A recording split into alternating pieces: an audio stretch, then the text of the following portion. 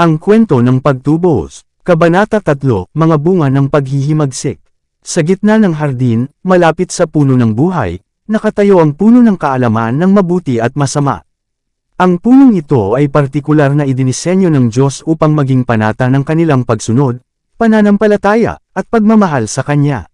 Sa punong ito ay inutusan ng Panginoon ang ating mga unang magulang na huwag kumain, ni umipo, baka sila ay mamatay. Sinabi niya sa kanila na maaari silang malayang makakain sa lahat ng puno sa hardin maliban sa isa, ngunit kung kumain sila ng punong iyon ay tiyak na mamamatay sila. Nang may lagay sina Adan at Eva sa magandang halamanan ay mayroon silang lahat para sa kanilang kaligayahan na maaari nilang hangarin. Ngunit pinili ng Diyos, sa kanyang matalinong mga kaayusan, upang subukan ang kanilang katapatan bago sila matiyak na walang hanggan na ligtas. Sila ay dapat magkaroon ng kanyang pabor, at siya ay dapat makipag-usap sa kanila at sila sa kanya. Ngunit hindi niya inilagay ang kasamaan sa kanilang abot. Pinahintulutan si Satanas na tuksuhin sila. Kung magtitiis sila sa pagsubok, sila ay magiging walang hanggang pabor sa Diyos at sa mga anghel sa langit. Si Satanas ay tumayo sa pagkamangha sa kanyang bagong kalagayan. Nawala ang kanyang kaligayahan. Pinagmasdan niya ang mga anghel na, kasama niya, noon ay napakasaya, ngunit pinalayas mula sa langit kasama niya. Bago ang kanilang pagbagsak ay walang anumang lilam ng kawalang kasiyahan ang nakasira sa kanilang perpektong kaligayahan. Ngayon tila nagbago ang lahat. Ang mga mukha na sumasalamin sa larawan ng kanilang may lalang ay malungkot at nawalan ng pag-asa. Ang alitan, at mapait na pagrereklamo ay kabilang sa kanila. Bago ang kanilang paghihimagsik ang mga bagay na ito ay hindi alam sa langit. Nakita na ngayon ni Satanas ang kakilakilabot na mga resulta ng kanyang paghihimagsik. Siya ay nanginginig, at natakot na harapin ang hinaharap at pag-isipan ang katapusan ng mga bagay na ito. Dumating na ang oras para sa masayang awit ng papuri sa Diyos at sa kanyang mahal na anak. Pinangunahan ni Satanas ang makalangit na koro. Itinaas niya ang unang nota, pagkatapos ang lahat ng hukbo ng mga anghel ay nakiisa sa kanya, at ang maluwalhating mga himig ng musika ay umalangaw-ngaw sa langit bilang parangal sa Diyos at sa kanyang mahal na anak. Ngunit ngayon, sa halip na mga himig ng pinakamatamis na musika, ang pagtatalo at galit na mga salita ay bumabagsak sa tainga ng dakilang pinuno ng rebelde. Nasaan na siya? Hindi ba't ang lahat ng ito ay isang kakilakilabot na panaginip? Nakasara ba siya sa langit? Hindi na ba mabubuksan ang mga pintuan ng langit para tanggapin siya? Ang oras ng pagsamba ay nalalapit, kapag ang maliwanag at banal na mga anghel ay yumukod sa harapan ng Ama. Hindi na siya magkakaisa sa makalangit na awit. Hindi na siya yuyuko sa paggalang at banal na sindek sa harapan ng walang hanggang Diyos. Maaari ba siyang maging katulad ng dati noong siya ay dalisay, totoo, at tapat, malugod niyang ibibigay ang pag-aangkin ng kanyang awtoridad? Ngunit siya ay nawala. Lampas sa katubusan, para sa kanyang mapangahas na paghihimagsik. At hindi lang ito, inakay niya ang iba sa paghihimagsik at sa parehong nawawalang kalagayan sa kanyang sarili, mga anghel, na hindi kailanman naisip na tanungin ang kalooban ng langit o tumanggi sa pagsunod sa batas ng Diyos hanggang sa mailagay niya ito sa kanilang mga isipan, na iniharap sa kanila upang sila ay tamasahin ang higit na kabutihan, mas mataas at mas maluwalhating kalayaan. Ito ay ang sophistry kung saan siya ay nilinlang sila. Isang responsibilidad na ngayon ang nakaatang sa kanya kung saan gusto niyang palayain. Ang mga espiritong ito ay naging magulong may bigong pag-asa. Sa halip na higit na kabutihan, nararanasan nila ang malungkot na resulta ng pagsuwi at pagwawalang bahala sa batas. Hinding-hindi na ang malungkot na mga nilalang na ito ay maalinlangan ng banayad na pamamahala ni Jesu Kristo. Hindi na kailanman maaantig ang kanilang mga espiritu ng malalim, time na pag-ibig, kapayapaan, at kagalakan na kailanman ay naging inspirasyon sa kanila ng kanyang presensya, upang maibalik sa kanya sa masayang pagsunod at mapitagang karangalan. Hinahangad ni Satanas ang pagbabalik. Nanginginig si Satanas habang tinitingnan niya ang kanyang gawain. Siya ay nag-iisa sa pagmumuni-muni sa nakaraan, sa kasalukuyan, at sa kanyang mga plano sa hinaharap. Ang kanyang makapangyarihang katawan ay nanginginig na parang may bagyo. Isang anghel mula sa langit ang dumaan. Tinawag niya siya at nakiusap kay Kristo. Ito ay ipinagkaloob sa kanya. Pagkatapos ay isinalaysay niya sa anak ng Diyos na nagsisi siya sa kanyang paghihimagsik at muling hiniling ang pabor ng Diyos. Handa siyang kunin ang lugar na dati nang itinalaga sa kanya ng Diyos, at mapailalim sa kanyang matalinong utos. Si Kristo ay umiyak sa kapigatian ni Satanas ngunit sinabi sa kanya, bilang pag-iisip ng Diyos, na hindi siya kailanman matatanggap sa langit. Hindi dapat ilagay sa alanganin ang langit. Ang buong langit ay masisira sakaling siya ay tanggapin muli, dahil ang kasalanan at paghihimagsik ay nagmula sa kanya. Ang mga binhi ng paghihimagsik ay nasa loob pa rin niya. Siya ay, sa kanyang paghihimagsik, ay walang pagkakataon para sa kanyang landas, at siya ay walang pag-asa na sinira hindi lamang ang kanyang sarili kundi ang hukbo ng mga anghel din, na noon ay magiging masaya sa langit kung siya ay nanatiling matatag. Maaaring hatulan ng batas ng Diyos ngunit hindi makapagpatawad. Hindi siya nagsisi sa kanyang paghihimagsik dahil nakita niya ang kabutihan ng Diyos na kanyang inabuso. Hindi posible na ang kanyang pag-ibig sa Diyos ay tumaas ng husto mula noong siya ay bumagsak na ito ay humantong sa masayang pagpapasakop at masayang pagsunod sa kanyang batas na hinamak. Ang kahabag-habag na napagtanto niya sa pagkawala ng matamis na liwanag ng langit, at ang pakiramdam ng pagkakasala na pinilit ang sarili sa kanya, at ang pagkabigo na naranasan niya sa kanyang sarili sa hindi pagkamit ng kanyang inaasahan ay natanto, ang dahilan ng kanyang kalungkutan. Ang pagiging komandante mula sa langit ay ibang-iba sa pagpaparangal sa langit. Ang pagkawala na natamo niya sa lahat ng mga pribilehiyo ng langit ay tila napakaraming dapat tiisin. Nais niyang mabawi ang mga ito. Ang malaking pagbabagong ito ng posisyon ay hindi nagpapataas ng kanyang pagmamahal sa Diyos, ni sa kanyang matalino at makatarungang batas. Nang lubos na kumbinsido si Satanas na walang posibilidad na maibalik siya sa pabor ng Diyos, ipinakita niya ang kanyang masamang hangarin ng may tumaas na puot at nagniningas na init. Alam ng Diyos na ang gayong determinadong paghihimagsik ay hindi mananatiling hindi aktibo. Si Satanas ay mag-iimbento ng mga paraan upang inisin ang mga anghel sa langit at ipakita ang paghamak sa kanyang awtoridad. Dahil hindi siya makapasok sa mga pintuan ng langit, maghihintay siya sa pasukan lamang, upang tuyain ang mga anghel at makipagtalo sa kanila habang sila ay pumapasok at lumalabas. Gusto niyang sirain ang kaligayahan nina Adan at Eva. Sisikapin niyang udyukan sila na maghimagsik, batid na magdudulot ito ng kalungkutan sa langit. Ang balak laban sa pamilya ng tao.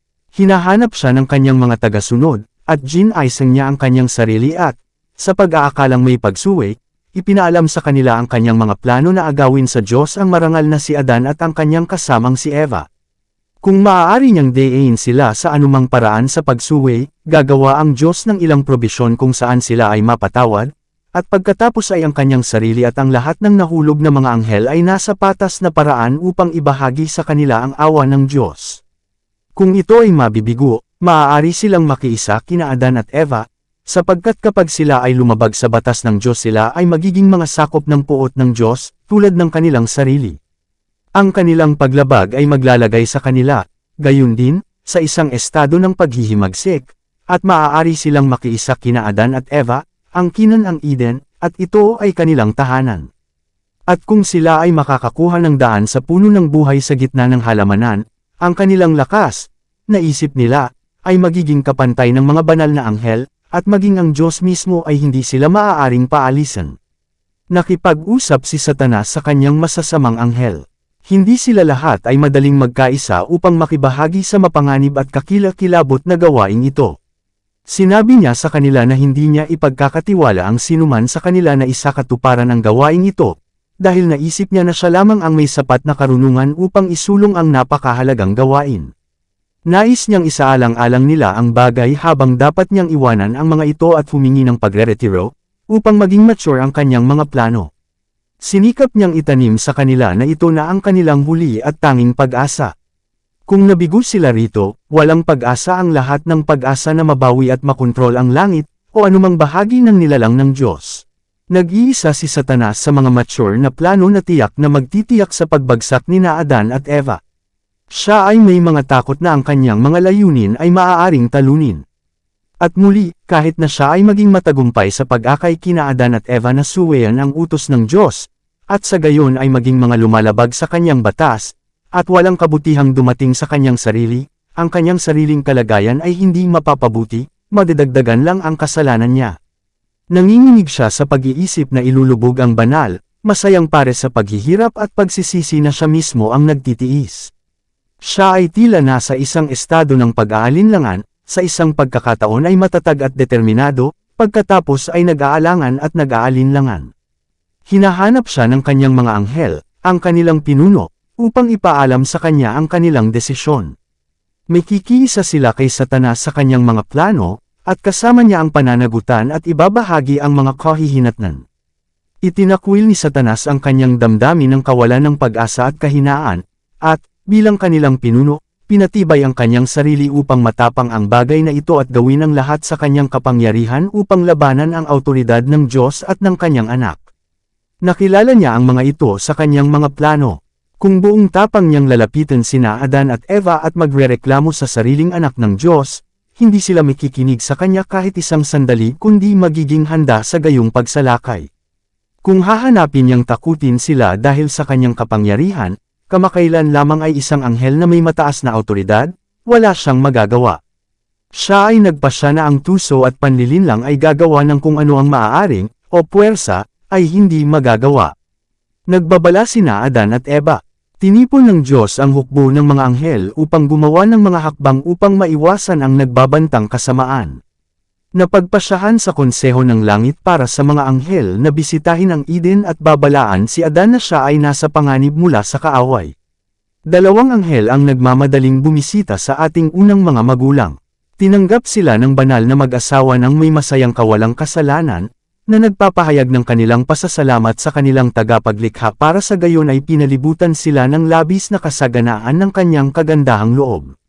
Lahat ng kaibig-ibig at kaakit-akit ay kanilang tinatangkilik, at ang lahat ay tila matalinong inangkop sa kanilang mga kagustuhan, at ang kanilang pinahahalagahan ng higit sa lahat ng iba pang mga pagpapala, ay ang lipunan ng anak ng Diyos at ng mga anghel sa langit, sapagkat marami silang may kukwento sa kanila sa bawat pagbisita, ng kanilang mga bagong tuklas na kagandahan ng kalikasan sa kanilang magandang tahanan sa Eden, at marami silang itatanong kaugnay ng maraming bagay na hindi nila malinaw na naiintindihan. Ang mga anghel ay may kagandahang loob at buong pagmamahal na ibinigay sa kanila ang impormasyong nais nila. Ibinigay din nila sa kanila ang malungkot na kasaysayan ng paghihimagsik at pagkahulog ni Satanas. Pagkatapos ay malinaw nilang ipinaalam sa kanila na ang puno ng kaalaman ay inilagay sa halamanan upang maging isang pangako ng kanilang pagsunod at pagmamahal sa Diyos, na ang mataas at masayang kalagayan ng mga banal na anghel ay mananatili sa kondisyon ng pagsunod. Na sila ay magkatulad na kinalalagyan, na maaari nilang sundin ang batas ng Diyos at hindi maipaliwanag na masaya, o sumuway at mawala ang kanilang mataas na kalagayan at malugmok sa walang pag-asa na kawalan ng pag-asa. Sinabi nila kina Adan at Eva na hindi sila pipilitin ng Diyos na sumunod, na hindi niya inalis sa kanila ang kapangyarihang sumalungat sa kanyang kalooban, na sila ay mga ahenteng moral, malayang sumunod o sumuway. Mayroon lamang isang pagbabawal na nakita ng Diyos na nararapat na ipataw sa kanila hanggang ngayon. Kung sila ay lalabag sa kalooban ng Diyos sila ay tiyak na mamamatay. Sinabi nila kina Adan at Eva na ang pinakadakilang anghel, kasunod ni Kristo, ay tumanggi sa pagsunod sa batas ng Diyos na kanyang itinakda upang pamahalaan ang mga nilalang sa langit, na ang paghihimagsik na ito ay nagdulot ng digmaan sa langit, na nagresulta sa mapanghimagsik na pagkatiwalag mula doon, at bawat anghel ay itinaboy sa langit na nakipagkaisa sa kanya sa pagtatanong sa awtoridad ng dakilang Jehovah, at ang nahulog na kalaban na ito ay kaaway na ngayon ng lahat ng may kinalaman sa kapakanan ng Diyos at ng kanyang mahal na anak. Sinabi nila sa kanila na nilayo ni Satanas na gawin silang masama, at kailangan silang bantayan, dahil maaaring makatagpo sila ng nahulog na kalaban, ngunit hindi niya sila maaaring saktan habang sila ay sumusuko sa pagsunod sa utos ng Diyos, dahil, kung kinakailangan, bawat anghel mula sa langit ay lalapit sa kanila upang tulungan sila kaysa sa anumang paraan ay saktan niya sila. Ngunit kung susuwayin nila ang utos ng Diyos, magkakaroon ng kapangyarihan si Satanas na manginis, malito, at guluhin sila. Kung sila ay nananatiling matatag laban sa mga unang insulto ni Satanas, sila ay kasing tiwasay ng mga anghel sa langit. Ngunit kung sila ay sumuko sa manunukso, siya na hindi nagpapatawad sa mga matataas na anghel ay hindi magpapapatawad sa kanila. Dapat nilang pagdusahan ang kaparusahan ng kanilang paglabag, sapagkat ang batas ng Diyos ay kasing sagrado ng kanyang sarili, at hinihiling niya ang lubos na pagsunod mula sa lahat sa langit at sa lupa. Ang mga anghel ay nagbabala kay Eva na huwag humiwalay sa kanyang asawa sa kanyang trabaho, dahil maaaring siya ay madala sa pakikipag-ugnayan sa nahulog na kaaway na ito. Kung magkahiwalay sila sa isa't isa ay mas nasa panganib sila kaysa sa kung pareho silang magkasama. Inutusan sila ng mga anghel na sundin ng mabuti ang mga tagubaylang ibinigay sa kanila ng Diyos patungkol sa punong kahoy ng kaalaman, dahil sa ganap na pagsunod sila ay ligtas, at ang nahulog na kaaway na ito ay walang kapangyarihang linlangan sila. Hindi pinahihintulutan ng Diyos si Satanas na sundan ang banal na mag-asawa na may patuloy na mga tukso. Maaari lamang siyang makalapit sa kanila sa punong kahoy ng kaalaman ng mabuti at masama. Tiniyak ni Adan at Eva sa mga anghel na hindi nila kailanman dapat labagin ang malinaw na utos ng Diyos, sapagkat ito ang kanilang pinakamataas na kasiyahan na gawin ang kanyang kalooban. Ang mga anghel ay nakipag-isa kay Adan at Eva sa mga banal na himig ng magkatugmang musika, at habang ang kanilang mga awit ay umaalingaw mula sa maligayang Eden, narinig ni Satanas ang tunog ng kanilang mga himig ng masayang pagsamba sa ama at anak. At nang marinig ito ni Satanas ay tumaas ang kanyang inggit, puot, at masamang hangarin, at ipinahayag niya ang kanyang pagkabalisa sa kanyang mga tagasunod na udyukan sila, Adan at Eva, sa pagsuwi at sabay-sabay na ibagsak ang puot ng Diyos sa kanila at baguhin ang kanilang mga awit ng papuri sa puot at sumpa sa kanilang may likha. Dito nagtatapos ang Kabanata 3. Para updated ka sa susunod na mga kabanata ay huwag kalimutang mag-subscribe sa ating channel Renilab TV, mag-like na at mag-share sa ating mga video. Maraming salamat po.